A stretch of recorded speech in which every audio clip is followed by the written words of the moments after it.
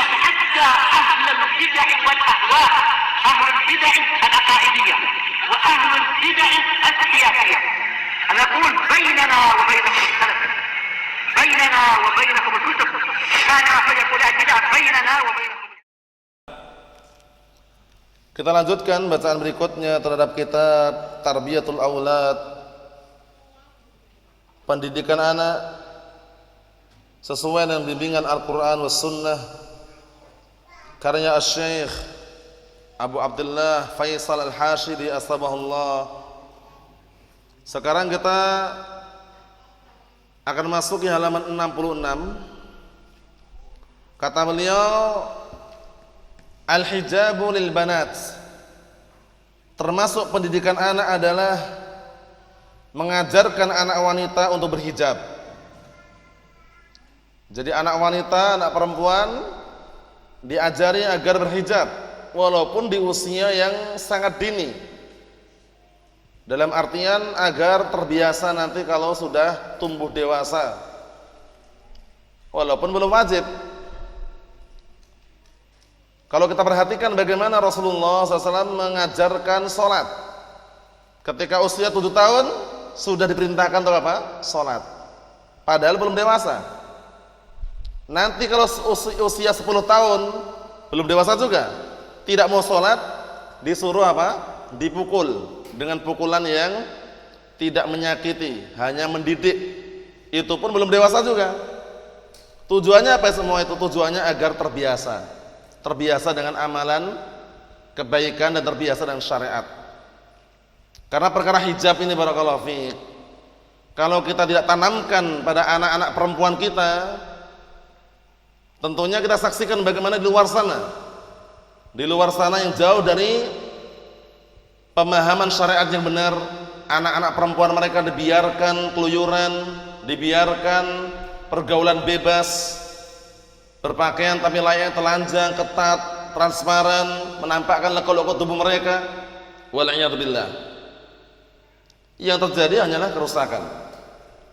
Tapi anak kita sebagai seorang sunni salafi, sunniyah salafiyah, tanamkan pada anak-anak perempuan kita agar menggunakan hijab yang syar'i. Kita lihat hadisnya. Jaa fi Sahih Bukhari min hadits Aisyah radhiyallahu anha qalat yarhamullahu nisa'al muhajirat al-awwal lamma anzala Allah wal yadribna bi khumurihinna ala juyubihin syaqaqna murutahunna fakhtamarna biha. Masya Allah, lihat semangatnya para wanita sahabiyah. Telah datang dalam Sahih Bukhari dari hadis Aisyah radhiyallahu anha qalat, beliau berkata, semoga Allah Ta'ala senantiasa merahmati para wanita muhajiratul awal, para wanita yang awal-awal berhijrah. Kenapa kok mereka didoakan dengan rahmat barakallahu fiik? Orang-orang hijrah yang pertama dari kalangan wanita. Hal ini dilontarkan tatkala kemudian Allah Ta'ala tatkala Allah Ta'ala menurunkan perkataan Allah Subhanahu wa taala dalam Al-Qur'an Karim, dan hendaknya mereka menjulurkan jilbab-jilbab mereka di atas tubuh-tubuh atau badan mereka. Saat perintah hijab, apa yang mereka lakukan? Syaqaqna murutahunna, akhirnya mereka langsung menyobek, membelah kerudung-kerudung mereka, jilbab-jilbab mereka, fakhtamarna biha. Akhirnya mereka Akhirnya mereka pun berhijab dengannya. Semangat sekali langsung mereka. Dan ayat hijab yang masyhurah, yang ma'rufah, yang sering antum dengar dalam surat Al-Ahzab ayat 59, ya ayyuhan nabiyyu qul li azwajika wa banatika wa nisa'il mu'minin yudnina 'alaihinna min jalabibihin dzalika adna an yu'rafna fala yu'dzain wa kana Allahu ghafurar rahima. Wahai Nabi, katakanlah kepada istri-istrimu dan anak-anak perempuanmu dan istri-istri kaum mukminin agar mereka menjulurkan jilbab-jilbab mereka ke seluruh tubuh mereka. Yang demikian itu agar mudah dikenal dan tidak diganggu. Lihat. Naam. Para wanita al-muhajirat, para wanita yang awal-awal kali berhijrah, mereka semangat sekali. Tatkala turun perkataan Allah Ta'ala, wal yadribna bi khumurihinna ala juyubihin, hendaknya para wanita itu menjulurkan jilbab-jilbab mereka ke seluruh tubuh mereka, langsung mereka fasyaqaqna murtahunna. Mereka langsung apa? Menyobek kain-kain mereka, fakhtamarna biha. Akhirnya mereka gunakan untuk apa? Nah, berjilbab dengannya, langsungan. Mafhum, menunjukkan bahwasanya semangat mereka dalam mengerjakan apa? Kebaikan dan syariat. Qala asy-syarih wa sabahullah, qala al-hafidz Ibnu Hajar rahimahullah taala, qauluhu fakhtamarna ay ghattayna wujuhahunna. Bukan sekedar kerudung, bukan sekedar berjilbab, tapi makna fakhtamarna ay ghattayna wujuhahunna, mereka langsung menutup wajah-wajah mereka. Makanya para wanita, para akhwat, para ummahat, para banat, jangan sampai merasa minder atau merasa sungkan segan dengan ocehan-ocehan orang awam yang jauh dari ilmu. Pakai cadar nanti panas, pengap, pakai pakaian syar'i, berwarna hitam nanti panas, pengap, bau keringat, itu semuanya nggak usah dibantah. Paham ya? Kenapa? Karena panasnya di dunia itu belum seberapa, belum seberapa dibandingkan panasnya nanti di barakallahu fiik di padang mahsyar, mukadimahnya, dan wal'iyadzubillah di neraka lebih panas lagi.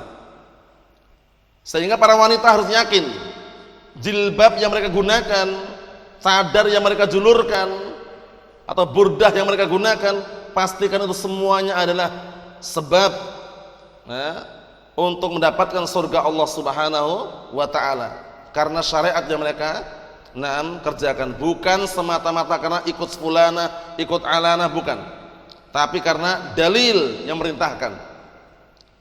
Dan merasa bahwasanya wanita itu adalah apa? Sumber fitnah untuk kaum lelaki yang paling dahsyat, karena merasa akhirnya mereka berhijab yang syar'i. Ma taraktu ba'di fitnatan hiya adarru 'ala rijali minan nisa. Tidaklah aku tinggalkan sebuah fitnah yang lebih dahsyat setelah aku meninggal nanti, yang melanda kaum lelaki melainkan fitnah wanita. Hadisnya sahih muttafaqun alaih, hadis Usamah bin Zaid radhiyallahu anhu. Jadi perempuan ketika keluar rumah, tentunya hijab yang syar'i pastikan melekat pada wajah-wajah mereka dan tubuh-tubuh mereka. Jangan sampai terpancing, terpengaruh dengan budaya-budaya barat atau gaya-gaya pakaian cadar atau pakaian yang bermotif tapi motifnya ini bisa mengalihkan pandangan laki. Paham ya? Banyak bunga-bunganya, banyak ukiran-ukirannya, warna-warni. Kalau di luar rumah jangan. Di dalam rumah bebas, silakan. Di luar rumah itu paling bagusnya yang warnanya gelap. Mau hitam tua, biru tua, atau coklat tua, warna-warni hindari. Bukan mengharamkan. Ingat-ingat ya. Untuk tamayuz dengan orang-orang hizbiyun, Anda saksikan di luar sana orang-orang hizbiyun, pakaian syar'inya warnanya pink, ya kan? Kemudian cadarnya orange, kemudian kerudungnya hijau muda, warna-warni, masih menarik perhatian. Nah, tujuan perempuan ketika keluar rumah, ingat-ingat, bukan untuk menarik perhatian lelaki, untuk menjaga kehormatannya agar kaum lelaki tidak terfitnah. Makanya hindari cadar-cadar gaul, cadar dibikin cadar butterfly, apa ya? Dibikin kayak model kupu-kupu, mau ngapain? Mau berhias lagi? Nah, kalau dia memakai cadar yang gaul, yang butterfly, model kupu-kupu, berarti dia ada keinginan berhias itu. Keluar rumah kok berhias? Perempuan itu kalau berhias dalam rumah, bukan di luar rumah. Kemudian kalau masih mau pakai yang bermotif-motif, ada pernik-perniknya, ada emas kayak warna-warna emas, berarti ada keinginan biar dilihat, ada keinginan biar tampil menawan, itu masih berhias. Hati-hati barakallahu fiik. Makanya Syekh Muhammad sallallahu alaihi wasallam rahmatullah alaih, beliau berfatwa pakaian yang paling bagus bagi para wanita itu yang tidak bermotif, dalam artian warnanya barakallahu polos. Mau hitam pekat atau mungkin biru tua, coklat tua, warna-warni kalau di luar rumah dihindari agar tidak menimbulkan fitnah. Mafhum? Ingat-ingat tujuan ketika keluar rumah mereka menggunakan hijab agar terhindar dari fitnah, bukan memfitnah kaum lelaki. Paham? Jadi cadar-cadar yang model zaman sekarang seperti orang hizbiyun mereka pakai, ada yang bermotif, ada gambar bunga-bunga, kemudian ada modelnya kayak mata ada kayak kupu-kupu atau yang semisalnya, itu dihindari.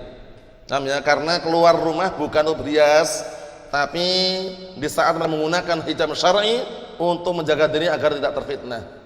Nah, ajarkan pada anak-anak kita juga sama.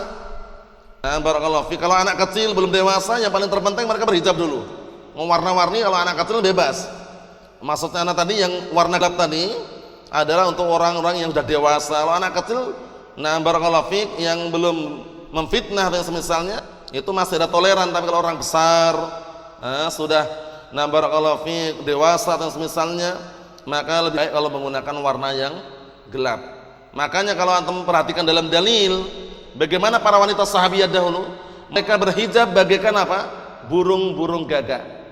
Ya kan? Burung gagak warnanya hitam. Nampaknya hitam itu. Ya kan? Jarang sekali, kalaupun ada mungkin jarang sekali ya gagak warna putih itu. Maksudnya apa? Untuk menunjukkan bahwasanya mereka benar-benar berhijab yang syar'i yang tidak menarik perhatian kaum lelaki. Kita lihat sini. Dalal hadits ala wujubil hijab lil mar'ah al-balighah. Hadis ini menunjukkan wajibnya berhijab bagi perempuan yang sudah dewasa. Wal hijabu misluhu, mislus shalah la tajib illa ba'dal bulugh. Berhijab ini sama halnya seperti salat. Tidak wajib kecuali setelah dewasa. Tapi bukan berarti ketika masih kecil kemudian belum dewasa enggak diajarin, bukan berarti seperti itu. Kita lihat. Wa innama syuri'atus shalah fi umri sabi'ah. Dan hanya saja salat itu disyariatkan ketika usia 7 tahun, liya'tada 'alaiha at-tifl, agar anak kecil itu terbiasa dengannya.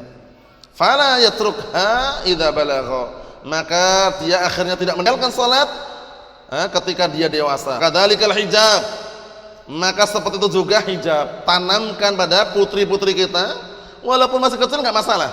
Ajarkan kepada mereka hijab yang syar'i. Apalagi sudah memayyiz misalkan ya, sudah 10 tahun, 9 tahun, lebih tekankan lagi. Kalau udah dewasa harus. Kita lihat ini. Fakadzalikal hijab, maka seperti itu juga hijab. Li'annahu man syabba 'ala syai'in syabba 'alaihi. Dikarenakan barang siapa yang terbiasa di atas sesuatu, maka dia akan apa? Akan terbiasa dengan sesuatu tersebut. Paham? Sejak kecil dibiasakan, akhirnya tumbuh dewasa dia pun akan terbiasa. Qalatul lajnah daimah, berkata fatwa anggota lajnah daimah, yajibu 'ala walihinna an yu'addibahunna bi adabil Islam. Wajib atas wali para wanita agar memberikan adab mereka dengan adab-adab Islam. Fayamurhunna bi an la yakhrujna illa satirat auratihinna, masyaallah. Maka hendaknya walinya merintahkan mereka agar tidak keluar rumah kecuali tertutup aurat-aurat mereka. Paham ya? Tertutup aurat-aurat mereka. Khasyatul fitnah. Karena barakallahu fiik, dalam rangka takut terhadap fitnah. Innas sa'ida laman junnibal fitan. Innas sa'ida laman junnibal fitan. Innas sa'ida laman junnibal fitan. Kata Rasulullah SAW. Sesungguhnya orang yang bahagia, orang yang dijauhkan dari fitnah, bukan membuat fitnah. Lihat ini. Karena perempuan itu semuanya aurat. Al-mar'ah kulluha aurah. Perempuan itu semuanya aurat.